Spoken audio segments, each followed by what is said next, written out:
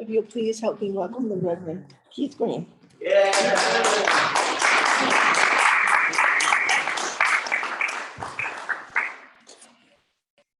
Good morning, everybody.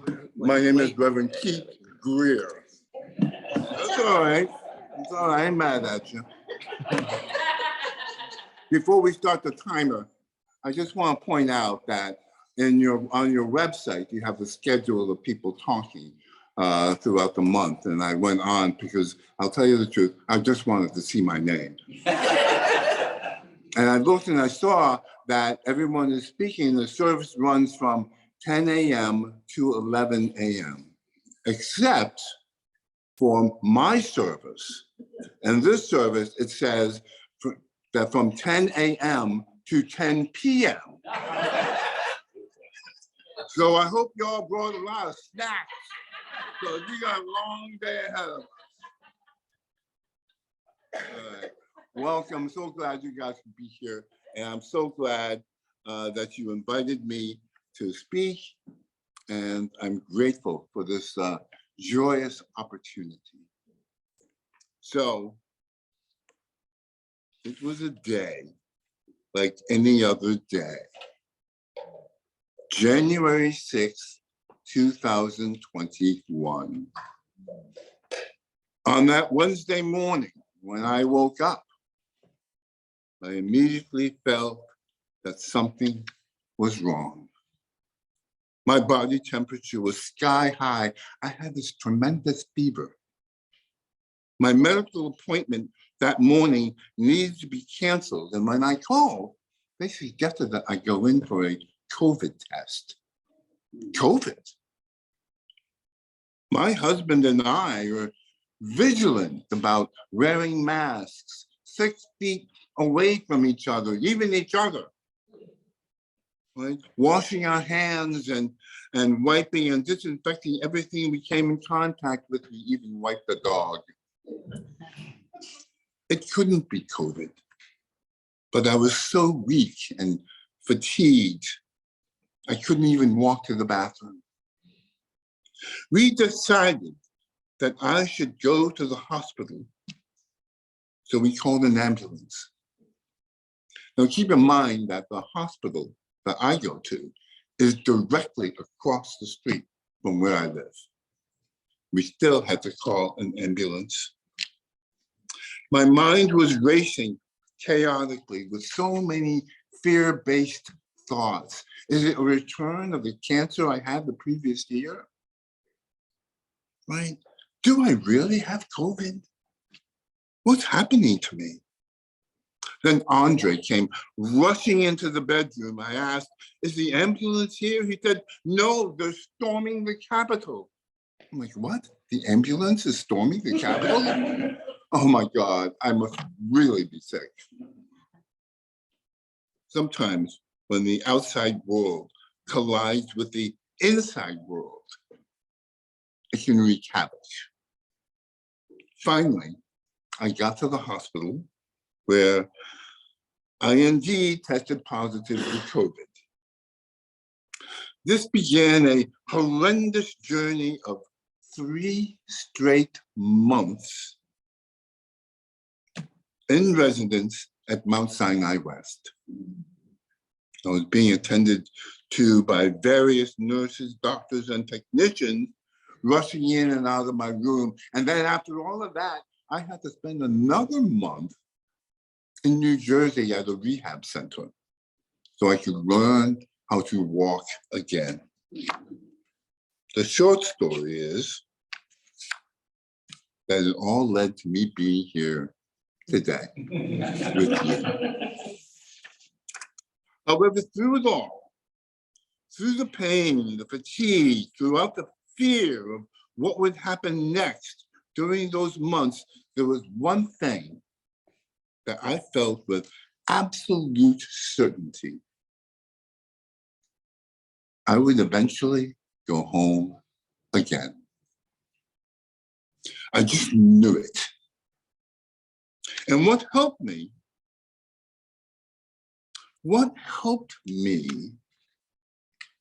aside from the fact that from my hospital room, I could actually see into my own personal bedroom and wave to my husband.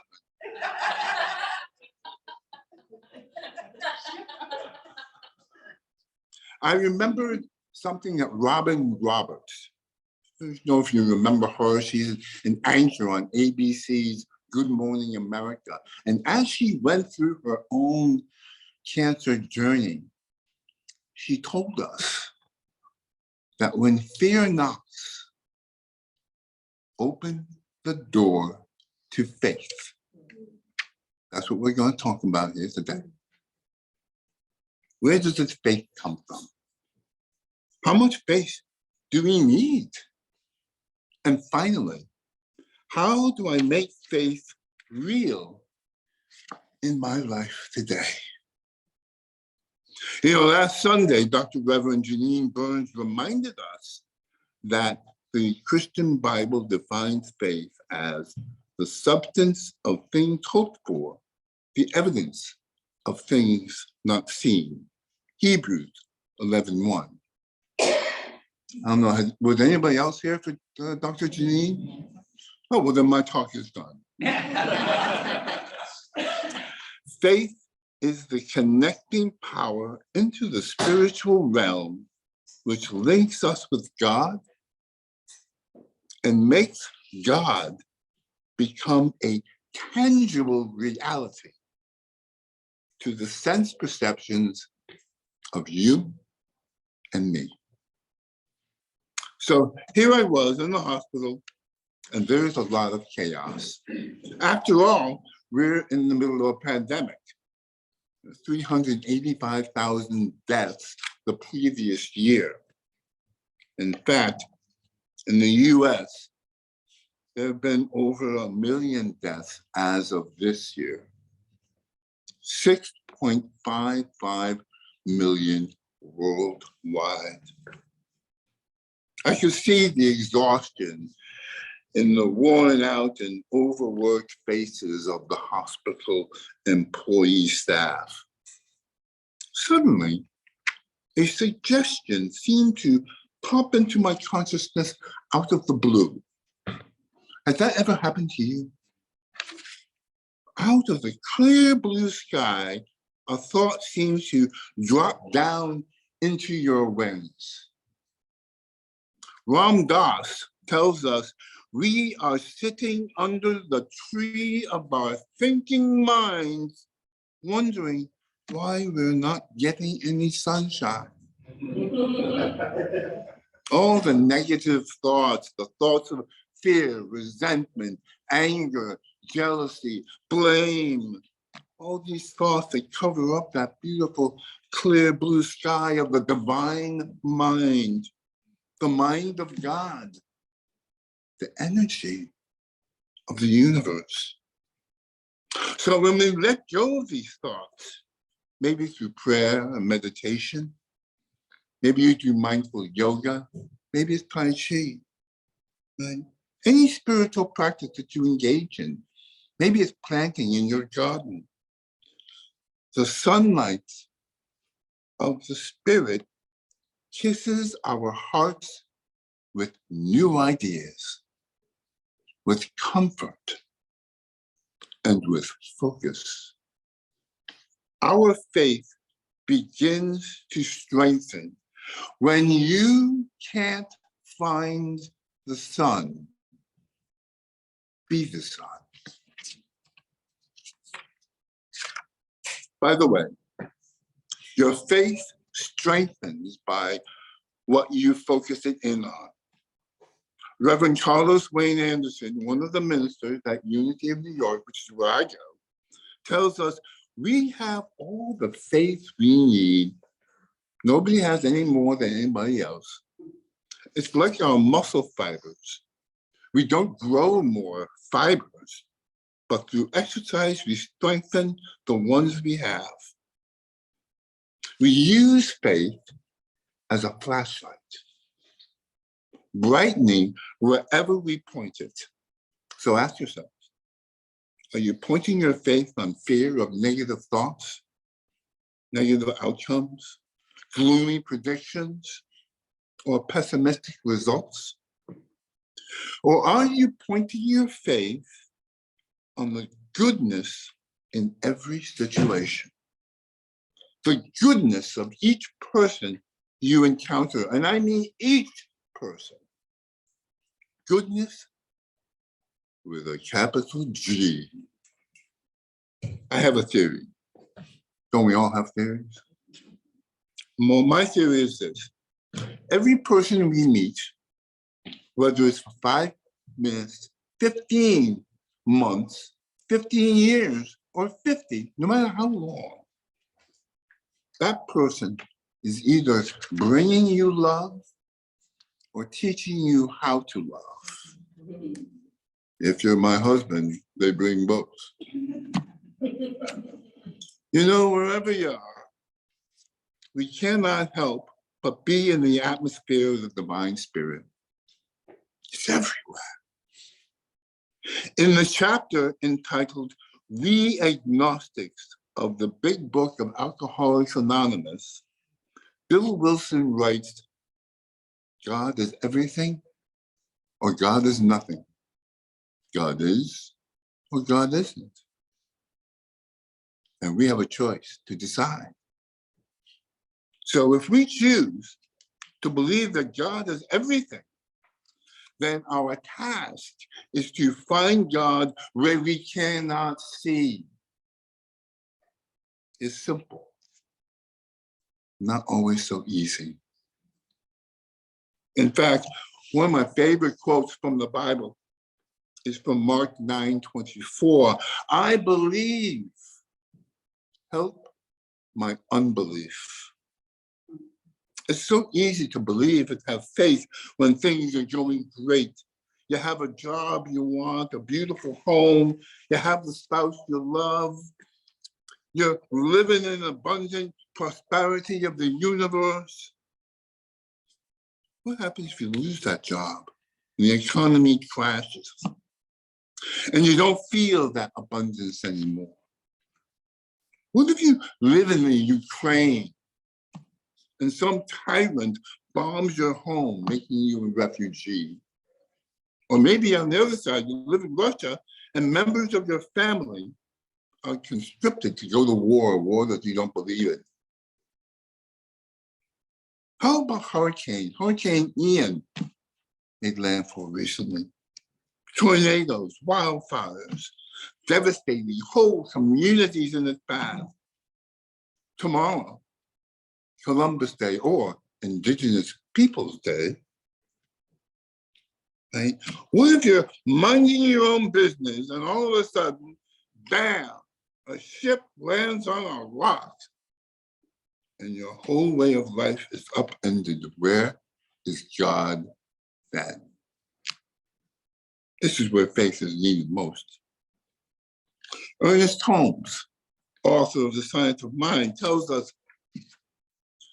I live in faith that there is a presence and a power greater than I am that nurtures and supports me in ways I could not even imagine.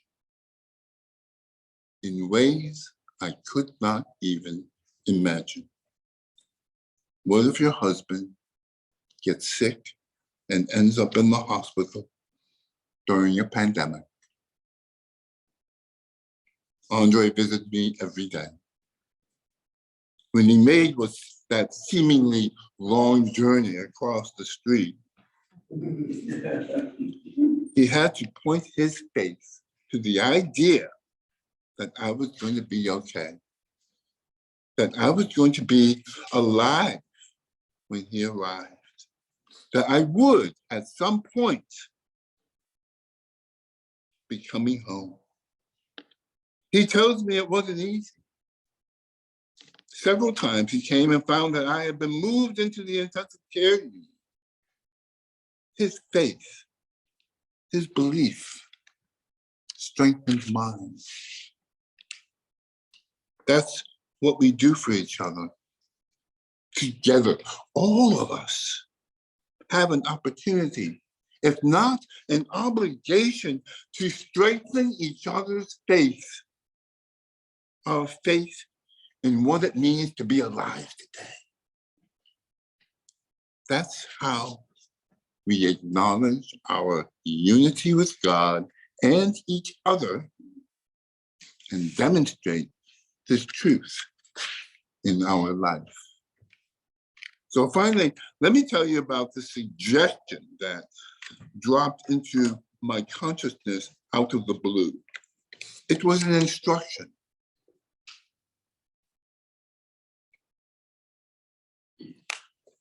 Dramatic pause. Treat everyone as if they are an angel. I thought, what? Angel? I don't see angels around here. That nurse was none too gentle in finding a vein to take blood, and she's doing it every day. Right? The doctor was very impatient during his last visit. In fact, the lunch lady dropped off a tray of something that couldn't possibly be worth putting in your mouth. Treat everyone like an angel. No exceptions. The light of faith leads me through the darkness of doubt. Something I read in Unity's daily word. So that's what I did. I took a breath. By the way, why does everything always begin with take a breath? Joseph Murphy writes in The Power of Your Subconscious Mind that God is life. And what better way to demonstrate this life source in every moment than to breathe? Right? So anyway, I took a breath and I began this action because faith is a verb, right? It's an action. From that moment on, I treated everybody I encountered throughout the day as if they were angels. The grumpy orderly, the dominating nurse, the never stop talking roommates, everyone had one of those. Most people never noticed. Some people smiled. There was one guy who finished his business, and as he left my room, he stopped, looked. He looked back at me as if he didn't understand something. I smiled back at him, and he left shaking his head. No matter what, I just kept at it. Well, one day, I was taken downstairs for a test. The floor was chaotic. Apparently, only one nurse was on duty, and she had to coordinate a packed house of very impatient patients. She came over to me and said, "I'm sorry, but we're a little backed up, and it's going to take a while." I said, "No worries. Take your time." She was clearly frantic and overwhelmed, but would check on me from time to time, and I would just give her a smile. Treat everyone like an angel, no matter what. Well, finally, after a long time of lying on a very uncomfortable journey, it was my turn. She brought me in to the room. I had my test, and when I was brought out, it had clearly calmed down, and she had plenty of help. As I was being rolled towards the elevator, she ran over to me, placed her hand on my shoulder, and said, "Thank you, dear. You've been an angel." I'm the angel? How can that be? I could never have imagined that. Always with faith, more will be revealed. A couple of months ago, as you know, Reverend Mark Fowler was here. He spoke about acceptance right in this space. How many people were here? Yeah, he draws a great crowd. He said, you cannot accept God without accepting yourself. Well, I want to add to that. You cannot have faith in God without having faith in yourself, because God works through you. God's presence is your presence in this very moment. God's power is in the power of your thoughts and your actions. So how can I make this faith real in my everyday life? Find things that bring joy and open your heart. Faith, F-A-I-T-H, is finding answers in the heart. We all need the encouragement of light. Often light will show up in the words we use with ourselves and with each other. Words of seed are faith. Careful the things you say. In New Thought, we create how we experience the reality of our life through our thoughts, our word, and our actions. Let every voice but God's be still in me, from A Course in Miracles. Let every voice but God's be still in me, and we will experience a peace and a love that surpasses all understanding. And so it is. Peace and blessings. Namaste.